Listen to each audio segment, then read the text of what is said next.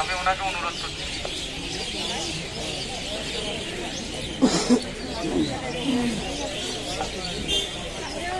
নমস্কার, আমি অধ্যাপক Ashis Manna, vice principal, IDBG hospital. আমি আপনাদের সামনে একটা গুরুত্বপূর্ণ তথ্য তুলে ধরতে চাইছি। সেটা হচ্ছে যে আপনারা নিজেদের এখানে আসার প্রয়োজনীয়তা কতটুকু নিজেরা অনুভব করে নিন। আপনারা লক্ষ্য করবেন বিভিন্ন জায়গায় দেওয়ালে গাইডলাইন দেওয়া আছে, তীর চিহ্ন দিয়ে ছবি এঁকে দেওয়া আছে। আপনারা কোন ভাগে পড়ছেন সেই অনুযায়ী আপনারা সেই মতো আচরণ করুন।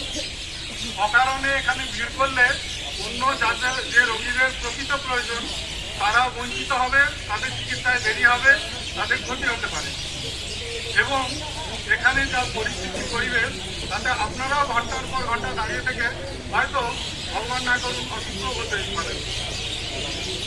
আমি ছোট্ট কথায় বলে দিই, সেটা হচ্ছে আপনারা যদি কেউ বিদেশ থেকে না এসে থাকেন, যদি কেউ করোনা পজিটিভ পেশেন্টের মুখোমুখি না হন, অর্থাৎ মুখোমুখি মানে 1 মিটারের থেকেও কাছের দূরত্বে না যান, যদি সাধারণ সর্দি কাশি থেকেও থাকে তাহলে আপনাদের এখানে থাকার কোনো প্রয়োজন নেই, এখানে আসার কোনো প্রয়োজন নেই।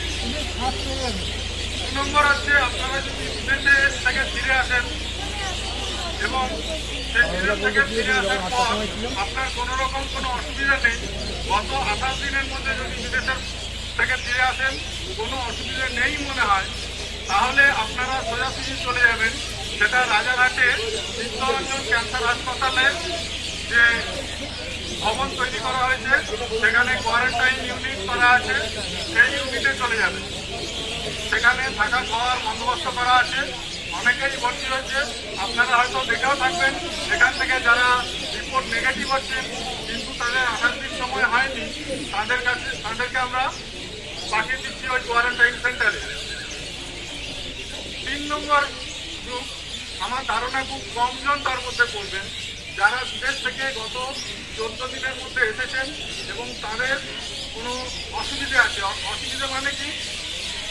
গলা ব্যথা, কাশি, ফুসফুসে কাশি, শুকনো কাশি, জ্বর জ্বর ভাব, গা হাত ব্যথা, এই ধরনের সমস্যা থাকলে তারাই কেবল এখানে থাকবেন, আর কারো থাকার প্রয়োজন নেই এখানে।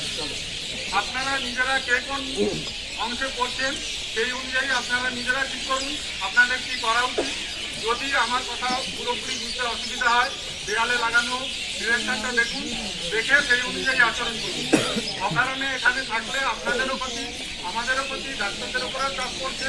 আমরা যদি অজস্র ডাক্তার দিই তাহলে সম্ভব নয় এই ভিড় সামলানো।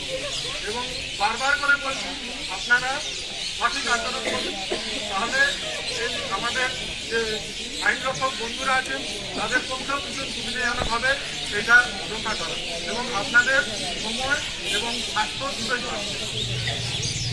ধন্যবাদ।